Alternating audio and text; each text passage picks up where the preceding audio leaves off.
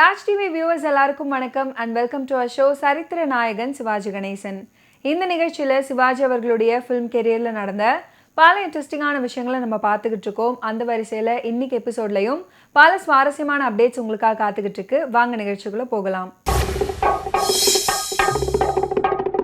நடிகை சரோஜா தேவி அவர்கள் நடிகர் திலகம் சிவாஜி கணேசன் அவர்களுடனான நினைவுகள் பற்றி பல முறை பதிவு பண்ணியிருக்கிறாங்க.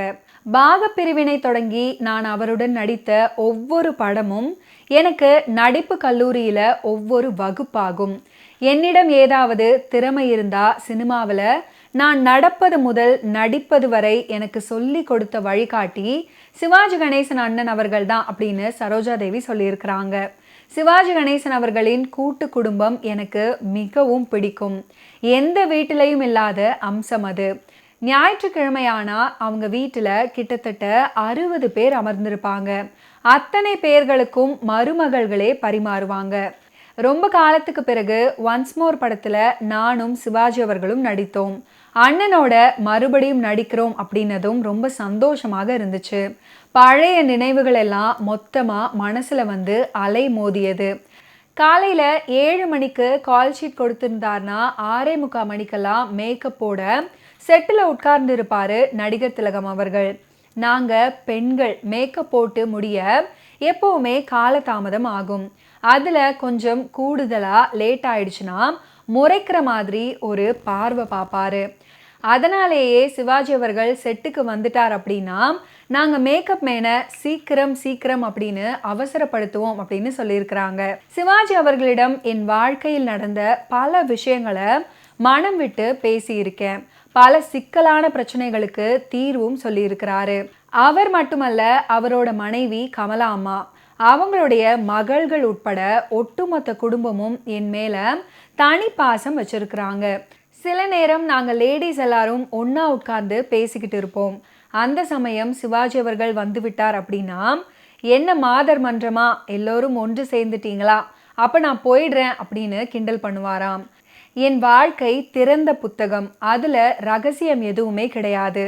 1986 என்னுடைய கணவர் என்னை தவிக்க விட்டுவிட்டு போய்விட்டார். என்னை விதவை கோலத்தில் காண சிவாஜி அவர்கள் விரும்பவில்லை. நான் சரோஜாவை பார்க்க மாட்டேன், அவள் நெற்றியில் குங்குமம் இல்லை அப்படின்னு சில ஆண்டுகள் என்னை பார்க்காமலே தவித்தாரு. நானாக மனதை தேற்றிக்கொண்டு அவரை சென்று பார்த்தேன். கடைசி காலம் வரையில அண்ணனுடன் பேசி கொண்டிருந்தேன். ஒன்ஸ் மோர் பட ஷூட்டிங்குடைய முதல் நாள் லஞ்ச் பிரேக்ல சிவாஜி அவர்கள் என்கிட்ட, சரோஜா, நம்ம வீட்டில இருந்து சாப்பாடு வந்திருக்கு, நீயும் இப்போ என் கூட சாப்பிட்ற அப்படின்னு சொன்னாரு. நான் இல்லைன்னா எனக்கு தனியாக சாப்பாடு வரும் அப்படின்னு சொன்னேன். அப்படி சொல்லி இருக்கக்கூடாது. சிவாஜி அவர்களுடைய வீட்டு சாப்பாட்டை அவருடன் எத்தனை நாள் நான் சாப்பிட்டு இருக்கிறேன். இன்னைக்கு புதுசாக என்ன ஆச்சு, ஒருவேளை கால இடைவெளி என்னை இந்த வார்த்தை பேச வைத்து விட்டதோ அப்படின்னு தோன்றியது. அப்போது சிவாஜி அவர்கள் என்கிட்ட, சரோஜா, நமக்கு வேண்டியவங்க எல்லாரும் ஒவ்வொருத்தராக போயிட்டே இருக்காங்க பாத்தியா. பாலையா அண்ணன், சஹஸ்ரநாமம், ராதா அண்ணனிலிருந்து இப்போ எம்ஜிஆர் அண்ணனும் போயாச்சு. நம்மள கூட இப்போ நான், பப்பி, நீன்னு கொஞ்சம் பேர் தான் இருக்கோம். நம்மள யார் முத்துறோம்னு நமக்கே தெரியாது. இருந்தாலும் ஒருத்தருக்கு ஒருத்தர் ஆறுதலாக இருப்போம் அப்படின்னு சொன்னார் சிவாஜி அவர்கள். சிவாஜி கணேசன் அவர்கள் அப்படி சோகம் பொங்க வருத்தமாக சொன்னதும் எனக்கு கண் கலங்கி விட்டது. சிவாஜி அவர்களாலும் மேற்கொண்டு எதுவுமே பேச முடியாமல் நாக்கு தழுதழுத்தது. எனக்காக சிவாஜி அவர்களுடைய சாப்பாட்டு கெரியர் திறக்காமலேயே இருந்துச்சு.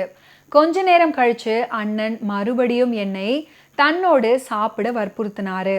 சரோஜா, உனக்கு லஞ்ச் எப்போ வரும், உங்களோடையே சேர்ந்து சாப்பிட்ற அண்ணன் அப்படின்னு சொல்லி அவங்களுடைய மதிய உணவை பகிர்ந்து கொண்டது மறக்க முடியாத நிகழ்வு அப்படின்னு சரோஜா தேவி அவர்கள் உருக்கமாக சொல்லியிருக்கிறாங்க.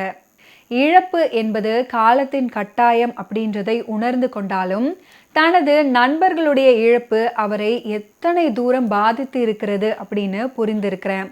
அதுக்கப்புறம் ஒன்ஸ் மோர் பட ஷூட்டிங் முழுக்க சிவாஜி அவர்களுடைய வீட்டு சாப்பாடு தான் தினமும் எனக்கு அப்படின்னு நடிகை சரோஜா தேவி அவர்கள் உருக்கமாக பதிவு பண்ணியிருக்கிறாங்க. தன்னுடைய சக நடிகையான சரோஜா தேவி அவர்களை பற்றி சுவாரஸ்யமான செய்திகளை பதிவு பண்ணியிருக்கிறாரு நடிகர் திலகம் அவர்கள். அந்த வகையில் சரோஜா தேவியை வெள்ளித்திரையில அறிமுகப்படுத்தியவர் யார் அப்படின்னு ஒரு பட்டிமன்றமே நடத்தலாம். நாங்கள் தான் அப்படின்னு தமிழ் சினிமாவை செழிப்புற செய்த வணக்கத்திற்கு உரியவர்களின் வாரிசுகள் போட்டா போட்டி போடுவாங்க. ஏவிஎம் கண்டெடுத்த நட்சத்திரங்களின் பட்டியல்லையும் சரோஜா தேவி அவர்களுக்கு முக்கிய இடம் இருக்கு.